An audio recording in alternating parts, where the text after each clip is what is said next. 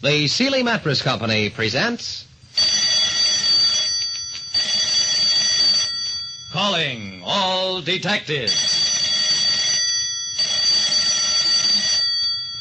A transcontinental train, $1 million insurance policy, and a salt shaker. Those are the exhibits on this page from my casebook. The casebook of Jerry Browning, private detective. What is the real name of S.S. Van Dyne? That is the Sealy Mystery Quiz question, now worth $180. If the person we telephone at the end of the program can answer a question based on tonight's story, he or she will earn a famous Sealy Toughless Inner Spring Mattress, plus a chance to answer the Sealy Mystery Quiz question. So, pull up a chair and listen closely to Calling All Detectives. If there's one thing a private detective like me, Jerry Browning, ignores, it's superstition. The police photographer finished his grim work. Pictures of the body on the bedroom floor. The murdered man was Zachary Talcott. He owned a chain of newspapers, and when he was alive, millions of people read his daily editorials. Now that he'd been shot through the heart, millions wanted to know who killed him. One of them was John Cooley, head of the investigations department of Consolidated Insurance, which is why I was at Talcott's apartment that muggy autumn morning. Lieutenant Dawson of Homicide strolled over to me. I was sitting in the living room at a table that had been set for dinner for two, a dinner that had never been eaten. Dawson sat down alongside of me. Jerry, this dinner table shows that Talcott was expecting a guest last night. When he was shot, he fell forward, broke his pocket watch. It stopped at 20 minutes past 8. It's 9:30 a.m. now, and the rigor mortis condition of the body indicates that Talcott has been dead a little over 12 hours. Angeline Walker's been going with Talcott. If she has no alibi for 8:20 last night, she's halfway to the chair. Talcott wanted to marry Angeline Walker. Why would she kill him? Dawson mopped his brow. I'll have all the answers after she confesses. Talcott certainly kept it hot in here. I'll tell the boys to open a few windows. I stayed at the table and reflected that if Angeline Walker was guilty, my client would have to pay Talcott's beneficiary $1 million on the policy. The beneficiary was Harvey Considine, Talcott's nephew, and at the moment on a train bound for the West Coast. There was a salt shaker at my elbow. I picked it up, idly let the salt pour out in a swift stream on the tablecloth. There's an old superstition that spilled salt is supposed to spell out the name of a murderer. All this heap of salt did was make a mess on the tablecloth. And when I traced some figures in the dry stuff, what I wrote was $1 million.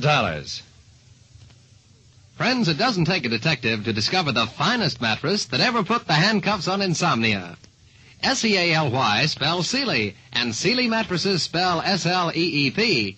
Refreshing, restful sleep that helps you and your family feel better, look better, work better. Sealy mattresses are toughless, buttonless, pumpless, smooth as sleep itself.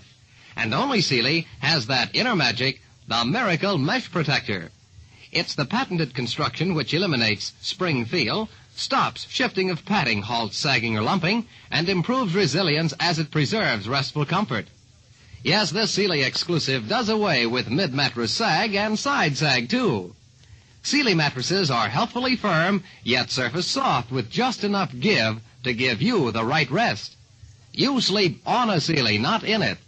So say Sealy and really invest in true rest. Stop counting sheep. Count on Sealy for years and years of rest that's right every night. Sleeping on a Sealy is like sleeping on a cloud. And now, back to Jerry Browning. When a wealthy newspaper publisher was murdered, suspicion centered around a woman named Angeline Walker.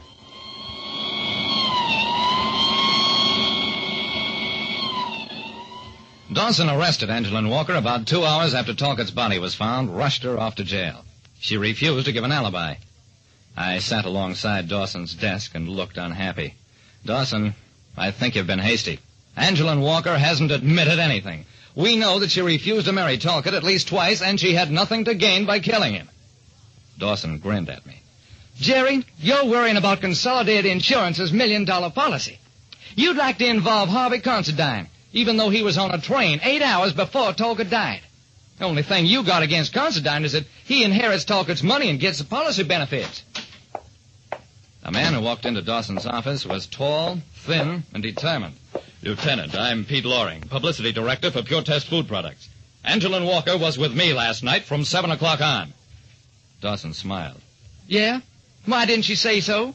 Because we were married last night by a justice of the peace over at Portstown.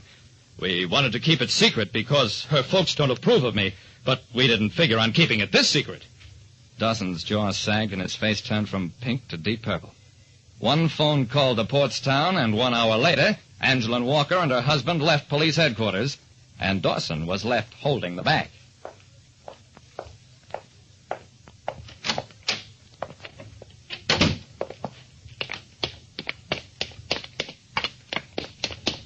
I fell into step with Dawson as he emerged from the police commissioner's office. Dawson, that was a mistake anybody could have made.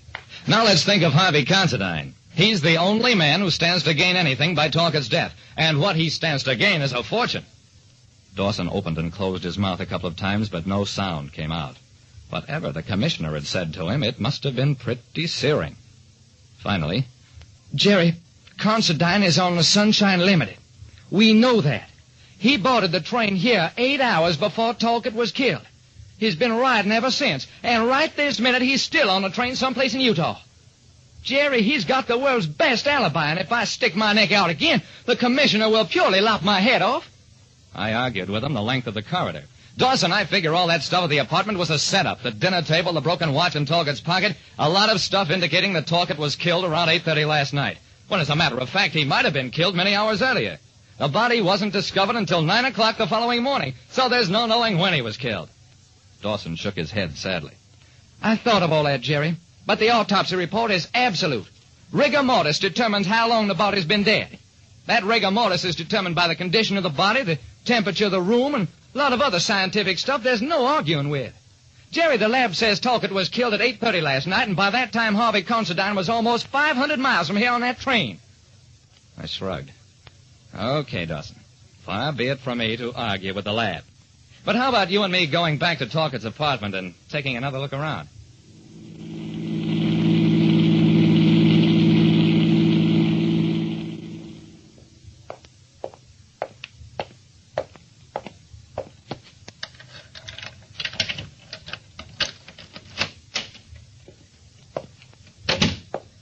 It was about 6 o'clock at night when we entered the apartment.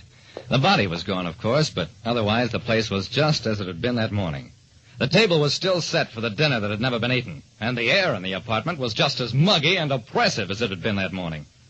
We puttered around the place for perhaps half an hour, found nothing that the eagle eyes of the homicide squad experts had missed.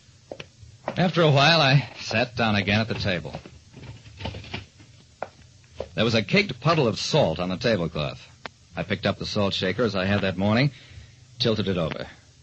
Nothing came out of it, so I unscrewed the top. It was about half full of salt, all of it caked in a soggy, compact mass from the dampness. I stared at it. That's funny. This morning, this salt flowed freely, and it was just as damp in here as it is now. Dawson, this is very funny. Jerry, I don't know what you're talking about. I'm not sure that I do either. But just for the fun of it, let's talk to whoever's on the service elevator.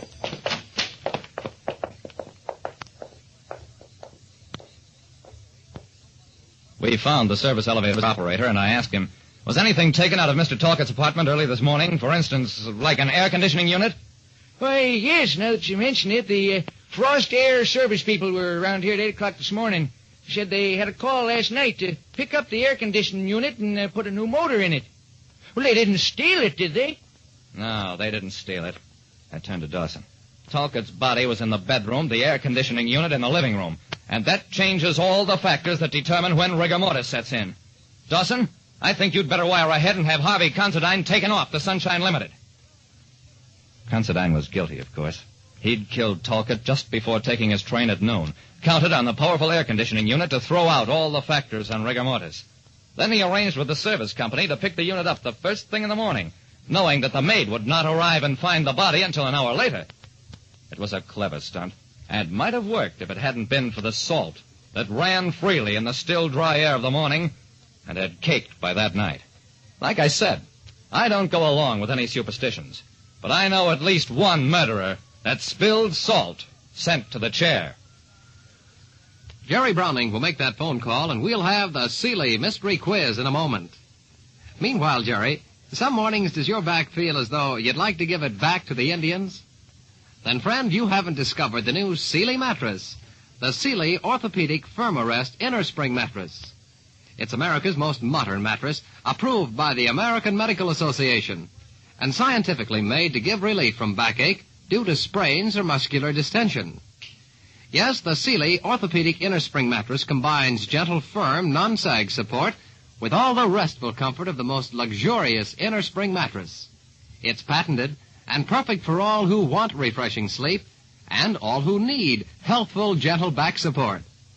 Get this sensational Sealy Orthopedic Inner Spring at your favorite furniture or department store.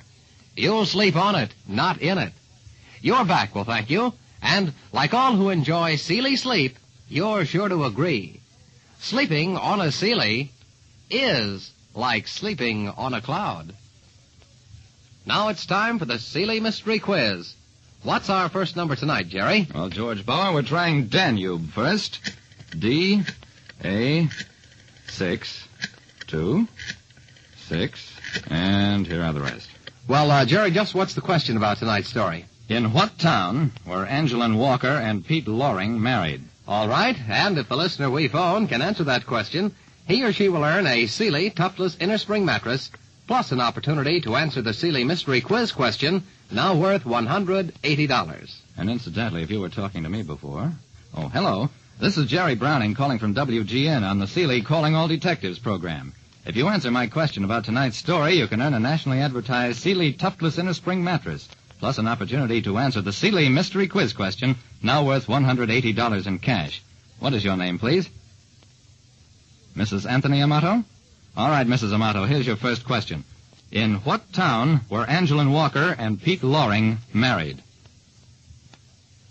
Oh, I'm very sorry you don't know that, Mrs. Amato, but Sealy Mattress Company is going to send you a consolation award worth $5. Thanks very much, and good night.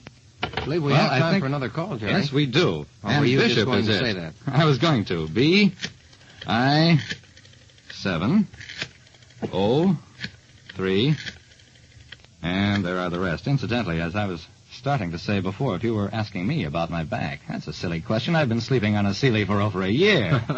And it certainly is a pleasure to have Sealy back with us on the program, too. Oh, I hope we start ringing soon. What exchange are we in now, Jerry? It's Bishop. Well, it started to do something, and then we had silence. Now it's ringing. Possibly these people are... Hello. Is your mother there? That's a little girl, I think. Little girl or little boy. Hello. This is Jerry Browning calling from WGN on the Sealy Calling All Detectives program. If you answer my question about tonight's story, you can earn a nationally advertised Sealy Tuftless Inner Spring Mattress and an opportunity to answer our Sealy Mystery Quiz question, which is worth $180 in cash. What is your name, please? Mrs. Schaefer? Well, here's the question, Mrs. Schaefer. In what town were Angelin Walker and Pete Loring married? Oh, I'm very sorry you don't know that, Mrs. Well, Schaefer. the Sealy Mystery Quiz question, all right. The correct answer was Portstone, Mrs. Schaefer. The question remains, what is the real name of SS Van Dyne? Tomorrow's award for the Sealy Mystery Quiz question will be $200, so keep listening. Remember, too, that sleeping on a Sealy is like sleeping on a cloud. Pleasant dreams. This is WGN Chicago 11.